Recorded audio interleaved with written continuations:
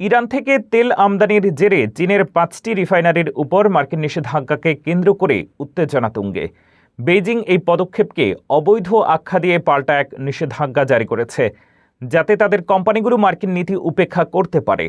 মূলত সস্তায় জ্বালানি সংগ্রহ এবং জাতীয় সার্বভৌমত্ব রক্ষায় চীন এখন যুক্তরাষ্ট্রের মুখোমুখি। এই ভূ রাজনৈতিক লড়াই বিশ্ব তেলের বাজারে বড় ধরনের প্রভাব ফেলতে পারে।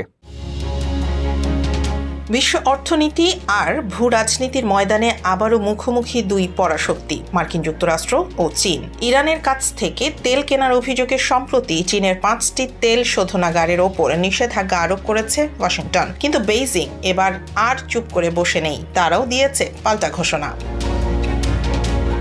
মার্কিন ট্রেজারি বিভাগের দাবি, চীনের এই শোধনাগারগুলো ইরানের সামরিক বাহিনীকে কোটি কোটি ডলারের যোগান দিচ্ছে। বিশেষ করে হেংলি পেট্রোকেমিক্যালকে তেহরানের অন্যতম প্রধান গ্রাহক হিসেবে চিহ্নিত করেছে তারা। এই নিষেধাজ্ঞার লক্ষ্য হল চীনের এই কোম্পানিগুলোকে মার্কিন আর্থিক ব্যবস্থা থেকে বিচ্ছিন্ন করে দেয়া।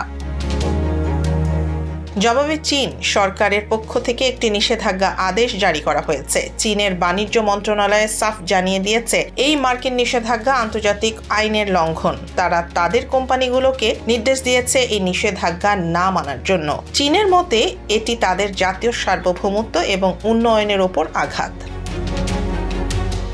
মজার ব্যাপার হলো, এই লড়াইয়ের কেন্দ্রে আছে চীনের তথাকথিত টিপট বা স্বাধীন শোধনাগারগুলো। চীনের মোট তেল পরিশোধন ক্ষমতার 1/4 আসে এখান থেকে। ইরান, রাশিয়া বা ভেনিজুয়েলার মতো দেশ থেকে সস্তায় তেল কিনে এরা চীনের জ্বালানি নিরাপত্তা নিশ্চিত করছে। পরিসংখ্যান বলছে 2025 সালে ইরান যত তেল রপ্তানি করেছে তার 80% কিনেছে চীন। মার্কিন চাপ সত্ত্বেও এই জ্বালানি সম্পর্ক ছিন্ন করতে নারাজ বেইজিং। তেলের এই রাজনীতি শেষ পর্যন্ত বিশ্ববাজারকে কোন দিকে নিয়ে যায়, এখন সেটাই দেখার বিষয়।